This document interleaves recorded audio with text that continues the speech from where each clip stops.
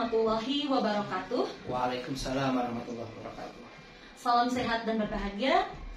Saya Yani Nurlaila, calon guru penggerak Angkatan 11 kelas A 318. Saya bertugas di SDN Surya Kencana Cipta Bina Mandiri, Kota Sukabumi. Saat ini saya ditemani oleh pimpinan saya atau Kepala Sekolah SDN Surya Kencana Cipta Bina Mandiri, tempat saya bertugas, yaitu Bapak Usep Bagja, MPD. Assalamualaikum Bapak, selamat pagi Bapak. Waalaikumsalam, selamat pagi Ibu. Bagaimana Bapak kabarnya Bapak? Alhamdulillah sehat. Alhamdulillah. Sebelumnya Bapak terima kasih karena Bapak sudah bersedia untuk diwawancarai oleh saya dan sudah meluangkan waktu untuk menjadi narasumber saya dalam memenuhi tugas program pendidikan guru penggerak Angkatan 11, khususnya pada modul 3.1 tentang praktik pengambilan keputusan yang selama ini Bapak jalankan, terutama untuk kasus-kasus di mana nilai-nilai kebajikan saling bersinggungan, atau untuk kasus-kasus dilema etika yang sama-sama benar. Bapak izin memulai wawancara dengan mengajukan pertanyaan yang pertama. Selama ini bagaimana Bapak dapat mengidentifikasi kasus-kasus yang merupakan dilema etika atau rujukan moral? Mungkin bisa kasus akhir-akhir ini ataupun kasus yang sudah lama juga. Baik Ibu, terima kasih pertanyaannya. Yang paling mendasarkan untuk yang dilema etika Ibu tadi sudah sampaikan antara benar dan benar. Betul. Kalau yang rujukan moral antara benar dan salah. Iya. Kalau yang benar-benar itu kita lihat proporsinya, kita lihat urgensinya gitu kan. Tapi kalau yang rujukan moral, kita harus berpaku pada aturan yang ada, gitu kan. Jangan kita kompromi dengan aturan-aturan yang sudah dikeluarkan dari pemerintah, misalnya, gitu kan, ya tentang keuangan misalnya, itu kan harus sudah sangat saklek bahwa tidak boleh keluar dari patron yang sudah ditentukan. Tapi kalau hal yang tadi berkaitan benar dengan benar itu kebijakan. Tapi kalau yang benar dan salah, apalagi berkaitan dengan yang memang harus ditegakkan, kita harus konsisten dengan yang itu. Ini yang disebut dengan lembaga yang berdasarkan dengan aturan, seperti itu Ibu. Baik, jadi memang untuk benar dan atau salah atau rujukan moral tidak ada kompromi ya Bapak. Jadi saklek gitu. Iya. Terima kasih Bapak atas jawaban untuk pertanyaan pertama. Izin melanjutkan. Untuk pertanyaan selanjutnya, selama ini bagaimana Bapak menjalankan pengambilan keputusan di sekolah Bapak, terutama untuk kasus-kasus di mana ada dua kepentingan yang sama-sama benar atau sama-sama mengandung nilai kebajikan? Baik, jika rumusnya dua-duanya sama-sama benar, prinsip dasar saya bahwa betul ini adalah lembaga, betul ini adalah milik pemerintah, tetapi sebagai makhluk sosial, saya selaku pimpinan harus mengeluarkan yang namanya kebijakan, dan kebijakan itu harus bijaksana. Dua-duanya benar, tetapi mana yang sebenarnya urgensi, terus apa yang bisa diupayakan. Jadi memang harus dituntut kebijaksanaan seorang pimpinan ya, dengan dilihat urgensi dan dicarikan solusi supaya sama-sama berjalan dengan baik, dan tentunya anak didik kita tetap tidak terbengkalai. Terima kasih Bapak untuk jawabannya. Selanjutnya, lalu langkah-langkah atau prosedur seperti apa yang biasa Bapak lakukan selama ini saat menghadapi dilema etika tersebut? Untuk yang dilema etika tersebut, langkahnya yang pertama adalah membangun komunikasi yang efektif, gitu ya. Jangan sampai putus komunikasi sehingga terjadi kesalahpahaman. Yang kedua, kalau misalnya langkahnya dengan sudah komunikasi tersebut, nanti kan kita bisa menyimpulkan Ibu, bisa menyimpulkan seperti ini langkah-langkah yang harus diambil oleh pihak di sekolah.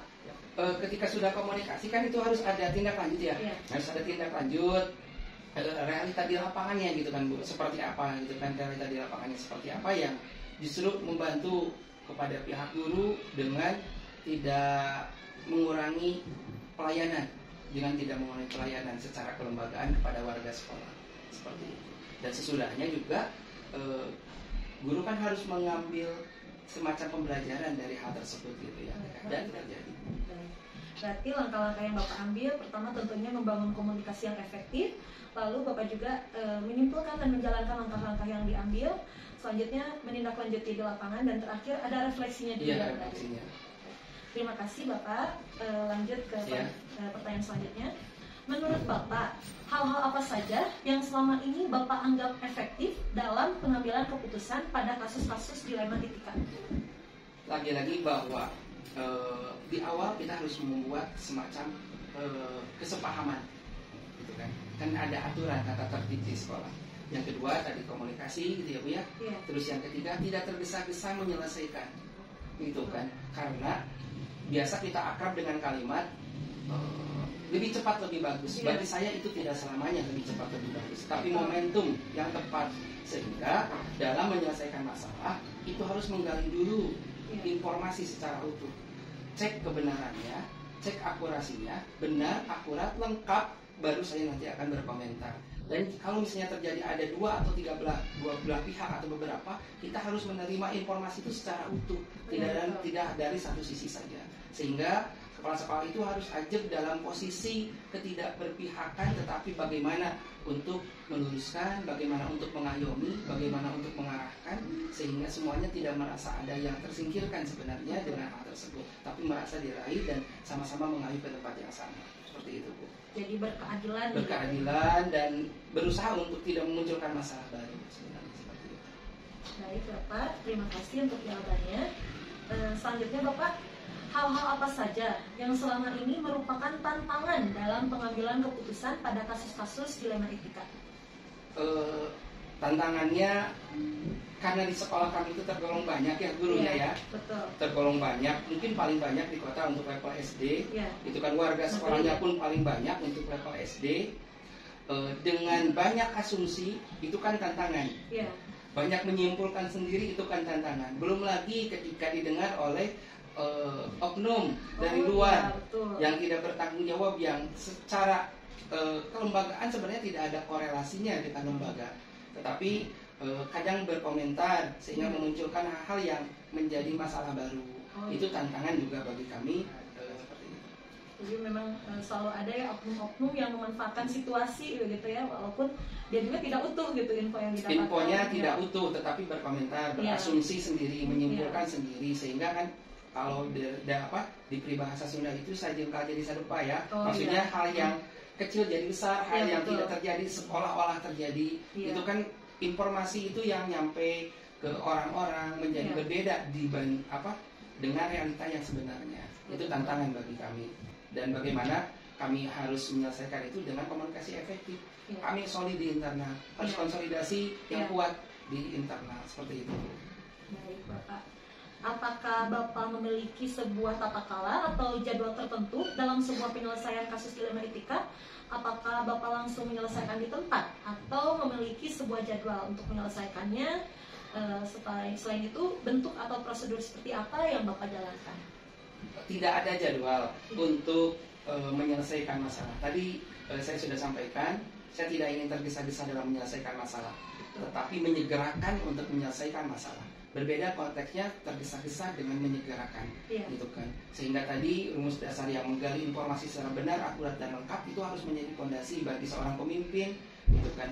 Jangan sampai nanti ingin segera, tetapi malah ingin tergesa-gesa menyelesaikan, malah muncul masalah baru. Seperti itu Ibu.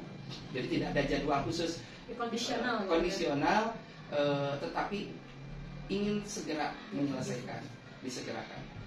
Baik Bapak, selanjutnya, adakah seseorang atau faktor-faktor apa yang selama ini mempermudah atau membantu Bapak dalam pengambilan keputusan dalam kasus-kasus dilema etika? Mungkin ada faktor lain. Saya selalu mempunyai filosofi dasar, saya tidak ingin menjadi Superman, tapi berada dalam satu kesatuan, saya harus menjadi super team, seperti itu. Baik, super team Bapak, keren. Baik Bapak, pertanyaan terakhir dari saya. Dari semua hal yang telah disampaikan Bapak barusan, pembelajaran apa yang dapat Bapak petik dari pengalaman Bapak mengambil keputusan dilema etika? Pembelajaran yang dipetik bahwa seorang pemimpin tidak boleh egois, tidak boleh mementingkan dirinya sendiri, tidak boleh mengeluarkan kebijakan hanya untuk dirinya sendiri, tetapi harus memikirkan secara keseluruhan. Pembelajaran bagi saya bagaimana saya harus menguasai diri saya sendiri sebelum saya itu berbagi dengan para guru-guru yang lain. Seperti itu lebih kurang Ibu. Ya, betul. Baik Bapak, alhamdulillah wawancara hari ini sudah selesai.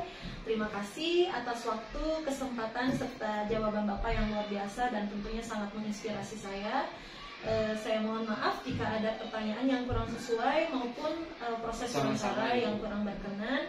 Semoga Bapak sehat selalu, Sama-sama. memimpin Amin. SDN Surya Kencana Amin. CBM, Amin. terus berbahagia. Amin. Amin. Amin. Baik Bapak, terima kasih sekali lagi. Sama-sama Ibu. Wabillahi taufiq wal hidayah. Wassalamualaikum warahmatullahi wabarakatuh. Waalaikumsalam warahmatullahi wabarakatuh.